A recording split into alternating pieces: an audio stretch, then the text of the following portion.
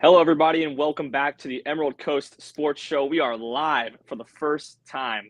It's Garrett Gesh, Christopher Saul, excited to bring you some stuff about fall practices. Bringing it to you live in Technicolor. I feel like live is like a thing that like everything we should be doing should be live at this point. Just because we're having fun and everybody else should be having fun the immediate moment that we're having fun. What do you think, man? That's right. This is the new age. Live is the way to do it. I truly believe it.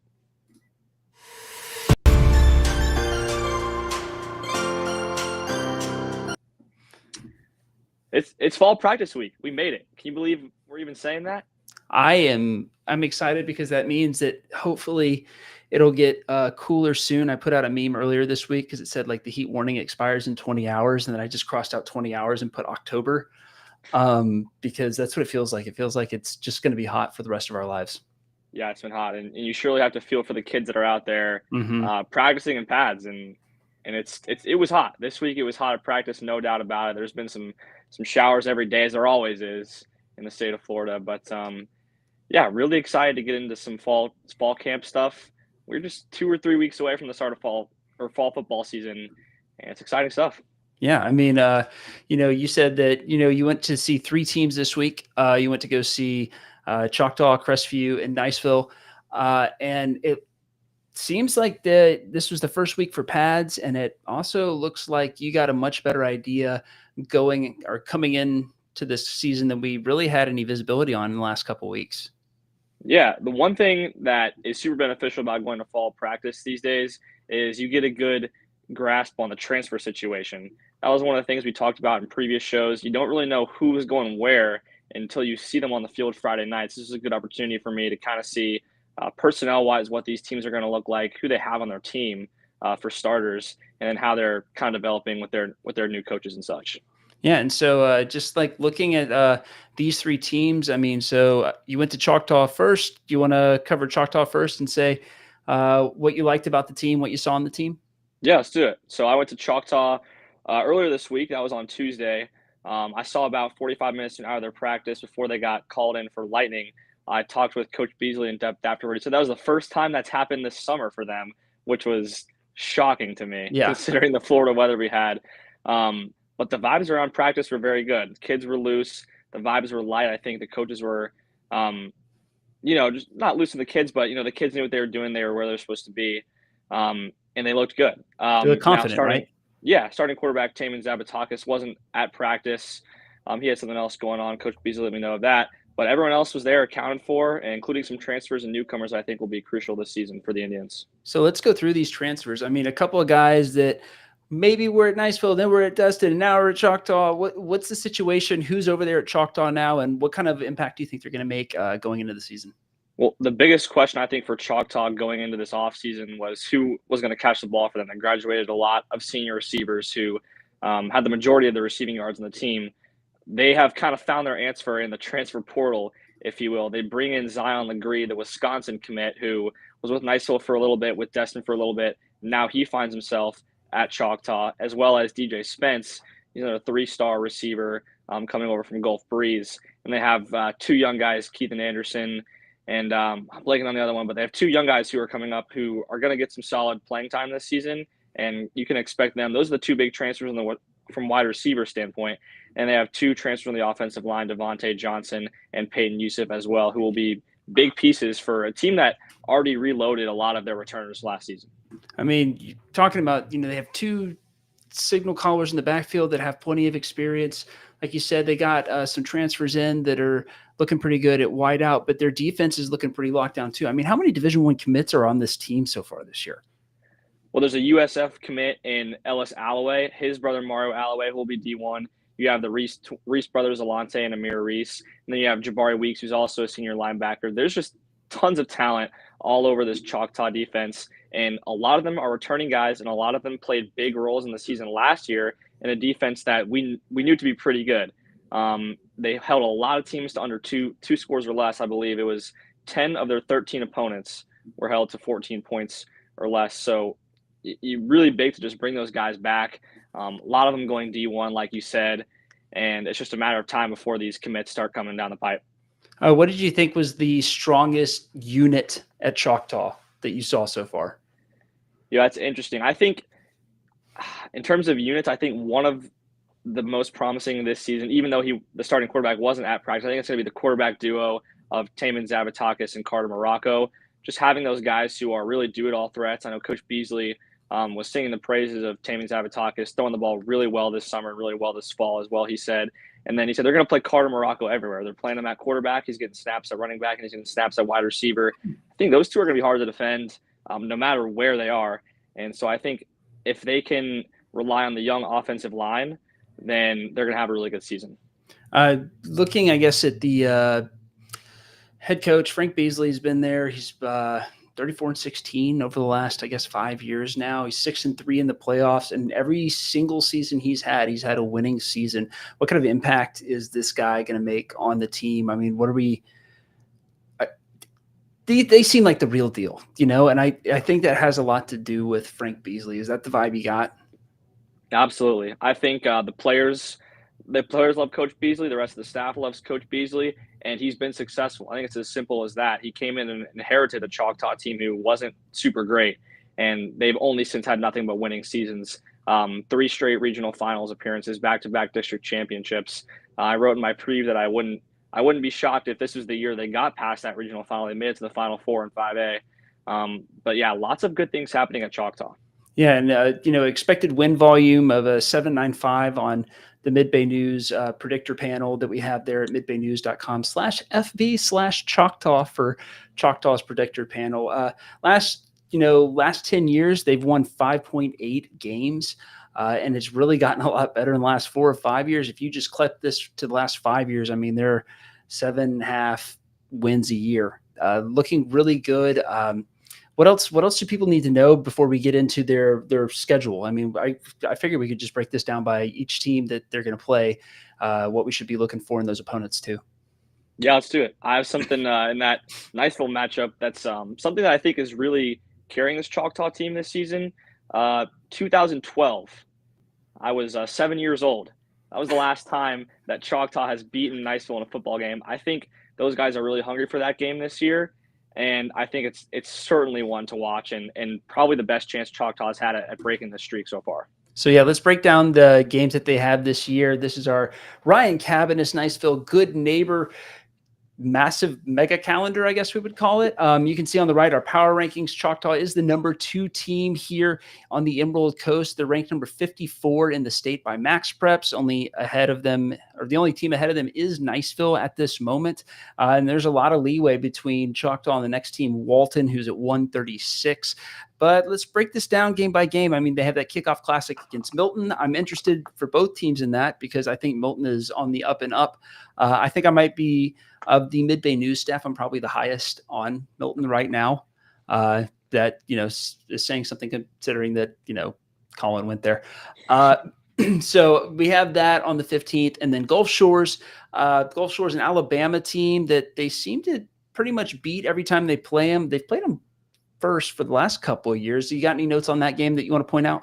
Yeah, Choctaw played them last year on the road in Gulf Shores and killed them. So I think it'll be probably just put it how I see it. But I think I love it. The same. I think it'll be more of the same this year in the Panhandle. After that, home against Navarre. Navarre, something of a question mark this year. I'm interested to see any additional reporting you're able to get out of the door before you head back to good old Auburn to see what is it? Is it the Plains? There's the Prairie. The Plains, yeah. There's the Plains, right? The loveliest village on the Plains. That's it. There it is. Well, Navarre is up next. After that, week 3, they go away to Crestview. What are you looking at in that Crestview game for Choctaw? What needs to happen for the Indians in order to beat the Bulldogs? Well, we'll talk about this later when we preview Crestview. But Crestview is, I don't want to say completely a 2-man show, but they have 2 guys who are going to carry a huge load of the production. I think if the defense can contain them, Crestview didn't have the greatest year last year. I think that's this is a one that I see Choctaw winning. Absolutely. Moving on to Pine Forest. Pine Forest 5 or 6 years ago was a state champion, or they were in the state championship game. But since then have seen a little bit of a decline. Their head coach moving on to Tate and now to Milton. So that's why I'm excited about that Milton game. And then, week 5 is at Niceville, man. What do you I don't want to say like, what's the score going to be? And what are your predictions? Because I think there's a lot of unknowns, X factor kind of stuff with Niceville right now. I would say like all the variables are not 100% known with Choctaw, but we know that the variables are smaller and on the stronger side. They very much lean towards Choctaw being an excellent team, maybe even a 10-win team this season potentially. Yeah, I think this game is interesting. One, for just the streak that I mentioned earlier. It's at Niceville. It's a huge rivalry game. The two teams know each other very well. I'm sure the players and the coaching staff know each other very well as well. I think right now Choctaw has more certainty around them, just in terms of who they have coming back. They have guys who have been starting, who have been there under the spotlight. They have a coach who's been at the helm for 5 years now. And then on the Niceville side, there's still plenty of talent, which we'll get to here in a second. But with a new coach and new playbook, there's always going to be question marks there. And so I think at Niceville, with those question marks and Choctaw's kind of certainty coming in, this one I think at the moment favors Choctaw. I would love to see how Niceville starts the season, especially with their tough start to the schedule. But I'm really excited for this one for sure. And then after that, they've got Arnold. Arnold, always a tough game. And then South Walton, another X variable team, but one that has size playing against it. So I would favor Choctaw in that one. You got any differences on that you want to talk about? No, I like what you're saying there. I'm going to South Walton tonight, so we'll have more in-depth analysis on them. Yeah, I like your picks there. All right, moving to Rickards. Rickards is never very good. Sorry, guys. They're 4, 5, 6 win teams. Bye week on October the 17th. Then they play rivals at Fort Walton Beach. Fort Walton Beach looked really good in their spring game this spring against Niceville and Crestview and another team Mosley. They looked pretty good, but man, that's a huge lift, and I think it'd be a little bit too bold for my bones to pick Fort Walton Beach to have a chance in this one. So I'm playing it safe. I'm saying Choctaw is probably going to win this one handily. Yeah, I'm with you there. I like Choctaw in this one. Fort Walton Beach, another team with a new head coach, first year at the helm there. So interesting to see how they play out, what their season looks like. But I think preseason you got to take Choctaw. Yeah, and then finally they wrap it up with this team from up in Enterprise, Alabama, playing at home. That's their regular season schedule. After that, it's going to be somebody's probably, I would imagine they're going to make the playoffs, but that's our closer look at Choctaw. If you want a full-on, honest-to-God, in-depth analysis, Garrick has done an excellent job. midbaynews.com/FB/Choctaw is where you're going to want to go to see that. Or you can just go to midbaynews.com/the letters FB and then kind of like work your way there. It's pretty easy. Choctaw logo, you press it. I mean, can't do anything more than that. But we've done that. So let's look at, you want to do Niceville or you want to do Crestview next? Up to you. Oh, I want to talk about this one on you. Crestview is a team that was 4-6 last year. The Bulldogs had a tough time, but like you said, they have two players that are putting up, I think, so it's like 2,500 of 2,900 yards. So something like 80% of their offensive yardage goes through just two players. So how is Coach Thomas Grant going to make this thing work this coming year? And what did you like from your analysis? Well, you mentioned 2,500 to 2,900 yards. That's, first of all, an insane statistic, I think, for any high school team. And the key here is they're going to return both of those guys, who have both gotten reps at the quarterback position. It's Zy Tassine and Xavier McQueen. So it's interesting to see. Clearly, it didn't work as well as Coach Grant would have wanted it to last year, 4-6 season, even with the crazy numbers these guys are putting up. I think this year they're going to have to rely on some young talent, some guys who maybe didn't have a bulk of that production last year. Because I think with a two-man show like we saw last year, it gets easy for teams to stop them. The plays get predictable, the players get predictable, and that's why we didn't see them have success the way they usually did last season. Yeah, I mean, just looking at this team, I remember Crestview is actually, believe it or not, the team that we covered the second most last year. We covered 3 of their games last year, despite what other people might be saying that, maybe we don't give them as much love. I don't know how fair that is. I would like to think that we covered them pretty well for a Niceville-based news outlet. But now with our expanded coverage with more people, on staff. We get to cover more games. So hopefully we'll be seeing more of the Bulldogs this year. I mean, Coach Thomas Grant brings with him a 15-17 record over the first 3 years that he's been the head Bulldog, right? Seen a single winning season so far, 1-2 postseason record, and postseason records on their face, just to layman, always kind of look like they're not very good. But if you make it to the postseason, twice or 3 times, I mean that's a big deal, right? And so, looking forward to seeing what Thomas Grant can do. He's been at Crestview for almost 20 years now, right? Correct. He was an assistant for many, many, many years before he took the head coaching job. And, looking at their D1 alumni that are out there, Devin and his brother, the Voisin twins, one of them is still at South Alabama. Lazarius Parks is over at Florida State. Marcus Patterson, Western Kentucky. We're looking at, according to our analysis, a 4.5 predicted wins this year. Over the last 10 years, they've won 6 games. Any thoughts on their schedule? You want to start there? Yeah, let's just move into the schedule. I think it's pretty tough, similar to last season. They have the 3 district opponents and the reigning district champions Pace on their schedule as well, which I think that Niceville Pace the Choctaw Niceville Pace back to back rather is just really brutal. Mm-hmm. And this year, no kickoff classic this year. They're going to Milton for that first game. We will actually be at that game. Mid-Bay News reporter Colin Bester, Milton alum, but always fair, is going to be down there watching that game for us, getting the analysis on both of these teams that are so important to the area ecosystem in football. I mean, if you look at the teams just in Okaloosa County, I mean, I think that Milton is playing almost all of them. It's got Choctaw in the Kickoff Classic, Crestview, of course. It's got Niceville in district. So we're going to be seeing a lot of Milton, and I think Milton's going to be a very exciting team.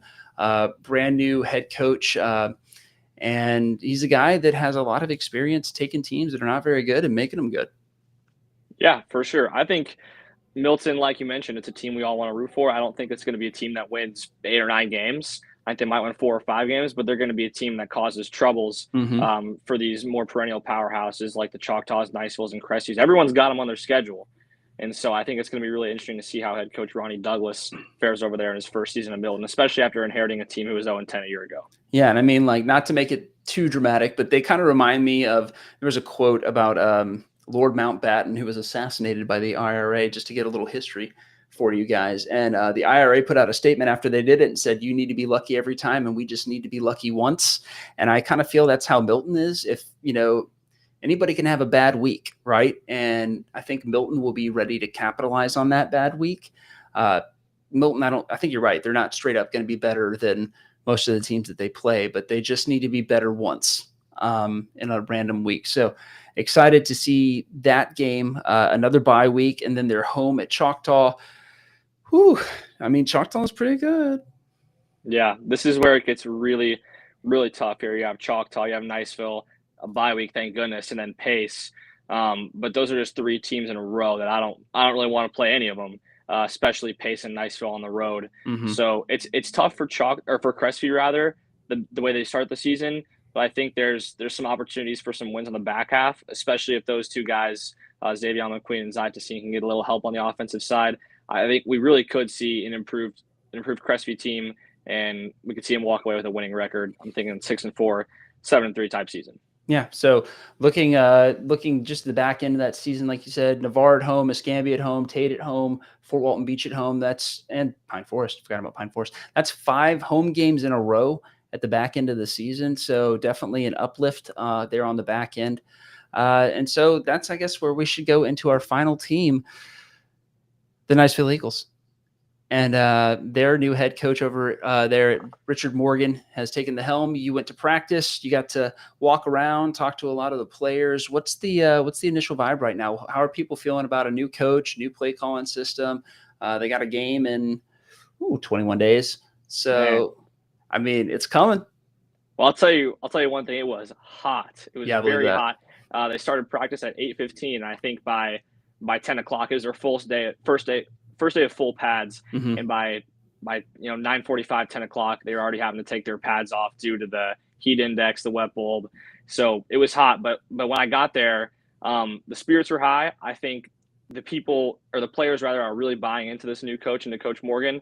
I think there is a bit of a learning curve with the new plays, and that's understandable having just 3 months with this new playbook.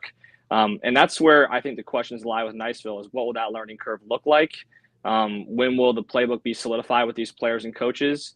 And that's just something that I think will get better over time. Unfortunate with the start to the season they have with the away game at Lincoln, especially after the games that those two shared last season. But like I said, the learning curve for Niceville will be my biggest question. Yeah, I mean, Lincoln, they played twice. One game, the first game was very close. That regular season game where Lincoln came to Niceville, they got up ahead in the fourth quarter.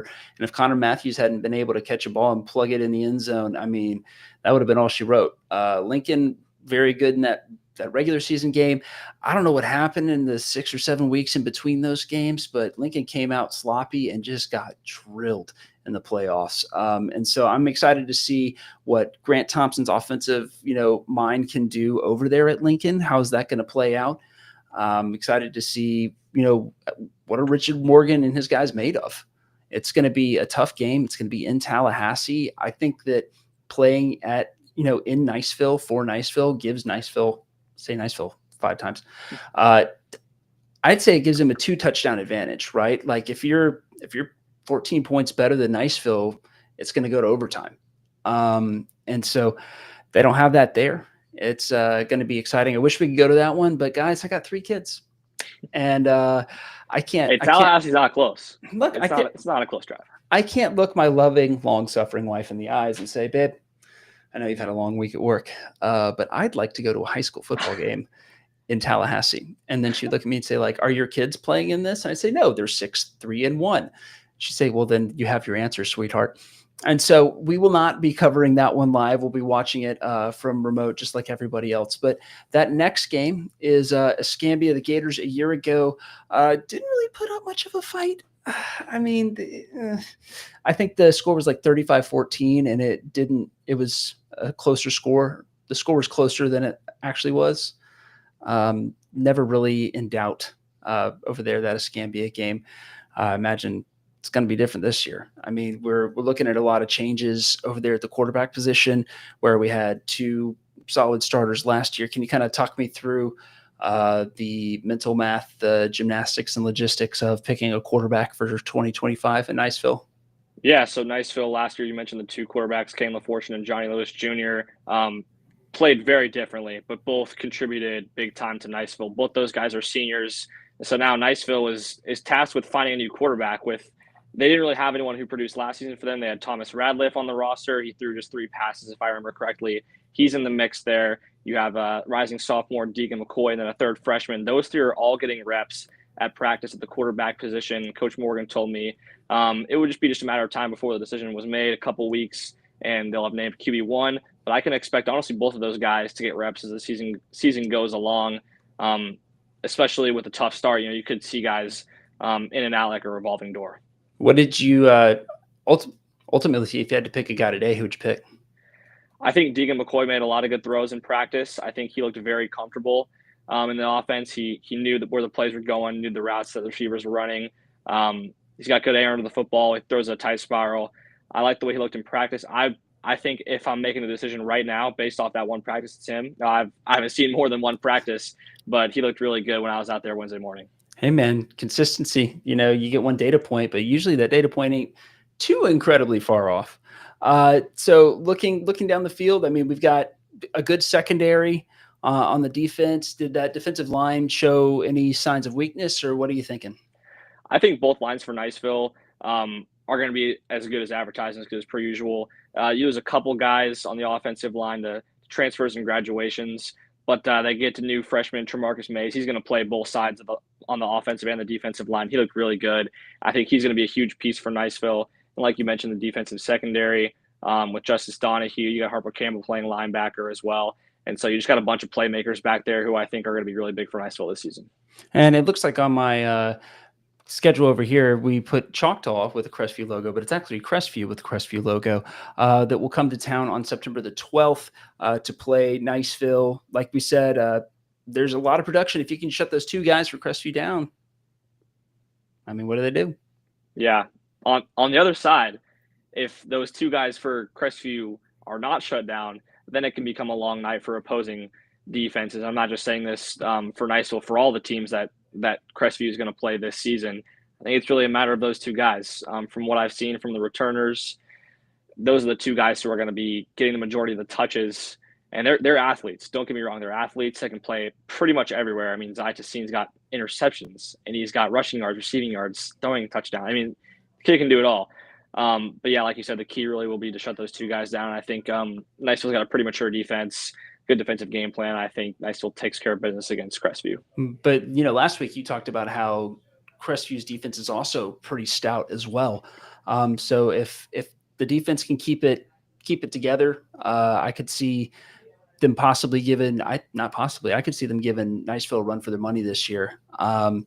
With all things, through Christ are possible, and with a good defense, anything is possible as well. So they have two playmakers, and they have a solid defense. I expect that to be a closer game than it was last year. I think you're right. I think this will be a low-scoring affair, and I think this is one of those, like, whoever gets the ball last could win the game. Absolutely. And then the big one, the one that we are all looking forward to here on the Emerald Coast, it is Choctaw at Niceville. Choctaw, of course, has lots of vets, pretty energized from what you told me about their whole vibe. But can you kind of talk me through when you were at Choctaw? How are they talking about this game? What were they thinking about this game? Well, this game, it's a lot for Choctaw, considering I think it was 2012 the last time Choctaw beat Niceville, so that makes it 13-14. I know they played each other once in the playoffs there, and every season in the regular season before that. Mm-hmm. So this is kind of the one they want to get off their back. And I think they're not focusing their whole season on this Niceville football game, but this is one when they travel to Eagle Stadium, they are going to want to win really badly. And I think Niceville has to be ready for that. I think they have to be prepared for an initial punch in the mouth, because I think that's what Choctaw is going to bring. Yeah, and I mean, like you said, Choctaw is a 10-game team. They're not Mosley. They're not just like circling the Niceville game on the calendar and like forgetting everything else. So I'm excited to see Choctaw in all these games, but this game is going to be a good tune-up. Hey, is Choctaw for real this year? Has Niceville lost a step? We'll know in week 5. Yeah. And then moving on after that, Niceville visits Gulf Breeze. Gulf Breeze has not really been the Gulf Breeze of like 2017 and 2018 when they were winning district championships. They're off. They've slid back. And so I am not, as a Niceville homer, very concerned about that game. I'd love to be proven wrong. Everybody loves good football. And then looking next after that, Godby for homecoming. Godby was the last team added to this schedule and is typically a minnow. There are a couple of other very strong Tallahassee high school football teams. So somebody's got to get the short end of the stick, and then typically it's Godby. Looking after that, Mosley is always a tight game. Tommy Joe Whidden always comes to play for this game, man. I mean, whether they're up or they're down, the Mosley Dolphins are looking to get Niceville. And I mean, I think it's been like a 50-50 split ever since Tommy Joe went over to Panama City or Lynn Haven to coach the Dolphins. And so it may be a little more different. I think Niceville may have a couple more wins over Mosley since then, but it's not nothing, right? It's not like Niceville, Fort Walton Beach. And any insight? I mean, I know that Mosley has lost its backfield. I was talking with a guy on Twitter about this the other day, that Mosley's lost its backfield, and he's convinced, they're back, they're ready. So what do you think about Mosley? I think Mosley's obviously going to be tough, as they always are for Niceville. If I had to put a prediction out right now, I would say the winner of this game is your district champion this year. I think Milton and Gulf Breeze, the two other district opponents, well, I don't want to say they're bad football teams. I think Niceville and Mosley are the two that you have to look at. And I think if you're either head coach, you're looking at this game as okay, we win this game, and it's not smooth sailing, but we've checked off a crucial step into winning districts, and this one's exciting for me for sure. And so who are you going to power rank 1, 2, 3, and 4 in that district? That's tough. I think for right now, I still see Niceville as the district champion. Okay. I'll take Mosley 2. And give me Milton 3. Why Yeah, it not? is. And then Yeah, it I'll is. I'll go Freeze 4. Well, obviously, I picked Milton first. No, I think Milton is a little bit closer to Mosley and Niceville than they are to Gulf Breeze, especially with Ronnie there over on the helm. I think you're right. They probably haven't gotten everything together. I mean, we've watched Richard Morgan. Having a new coach means new plays, and having new plays means you got to learn something. And the same thing's going to be true everywhere. And so for that reason, I pick Mosley over Niceville right now. I am open to changing my mind, though. I don't think it's that much of a stumbling block. I think it's neck and neck. I mean, Mosley's lost its backfield. Niceville lost its quarterbacks. I guess it lost its whole backfield too. And then Tommy Joe Wooden's a great football coach, man. I mean, he wins district championships. And so I'm interested to see how that goes. Then after that is Milton. Unlike the last 10 years, I think it'll be closer than a 50-point game. I know it might be 45. Milton's getting love and shade at the same time today. I am an equal opportunity hater. And finally, we go over to Navarre. That's the senior day or senior night, where they'll play Navarre on All Hallows Eve, my friend. So a spooky finish to the regular season. Yeah, and you call it spooky, but I think it's actually quite pleasant for Niceville to kind of get the finish they do. I think while you might say, okay, it's a tough stretch on the finish with getting Mosley in that back half of the schedule, I think it's pretty fortunate for Niceville to get Mosley where they have them. I think the first half of the season you could still see I've said it a bunch, but you can still see a bit of that learning curve. Mm-hmm. If I were Niceville, I think you get better as the season goes on. I expect them to get better as the season goes on to have those two key crucial district matchups with Mosley and Milton and even Gulf Breeze in the later half of the schedule. I think that's going to be big for Niceville. Yeah, because I mean, I see like a normal distribution curve for all my statistics lovers out there. And I think right in the middle is like 2-3, 3-2 on those first 5 games. Those are tough games. Crestview is a good football team. They have very good athletes, and anything can happen when you have good athletes. Choctaw is looking like a juggernaut. Pine Forest, I mean, is, it's kind of in the middle there. So is Escambia, but Lincoln's good too. So any of those games, a lot of those games could break the wrong way for Niceville. But at the end of the day, the only 3 that really matter to get into the playoffs are in the back half, like you said. Yep. So let's take a quick look at week 1. Here are the games right now, and you can see my little picks over there for the moment. Niceville is playing Lincoln at Lincoln. We talked intensively about that one. Choctaw is hosting Gulf Shores. We talked about how Gulf Shores kind of got smacked in the mouth last year, and probably nothing's going to change. Milton is hosting Crestview. Final thoughts on that one? Man, I love that you're picking Milton. That's all I gotta say. But I would love. Well, I don't know if I would love to be wrong, but I would be happy to be wrong as a Okaloosa County guy. But the coaching at Milton is really good, and I know it's a first year, and I know they got to catch up. But these are guys that have been down for a long time. And when you've gotten beat up that bad for that long, you tend to look at the playbook a little bit more when the new guy that has a winning record and a good reputation comes in. And then South Walton, Gulf Breeze. I picked South Walton because I think that they're less messed up than Gulf Breeze is right now. I think Phil Tiza is a good coach, and he's right on the cusp of getting those guys to regular playoff time. Yeah, I agree. I think Gulf Breeze is dealing with the new head coach right now, first year as well. And I think there's a bit of that continuity at South Walton. They're going to return their quarterback as well, who had a pretty solid year last year. So I agree with the South Walton pick. And then we're looking at the smaller teams. Baker is at Vernon. And I got to zoom in for some of these. So I know. I think my 2020 vision is not doing too well here. Hang on. It's what is that? Bluntstown? I can't see anything anymore. Let's just pull this thing all the way up. One moment. There it is. Nope, that didn't help at all. All right. Well, just know that we're watching. I think that's Northview is playing Destin. Northview at Destin. Destin, of course, kind of an up and down off season. Was kind of expecting the kids to stay there for more than 5 minutes, but I guess not. And then after that, Fort Walton Beach is playing Tate. I'm picking Tate in that one, man. Yeah, that one would be interesting. I think a lot of good things happening at Fort Walton with their first-year head coach, but I mean, I've said it on this show a lot. I think the continuity is big. I'll take Tate as well. Yeah.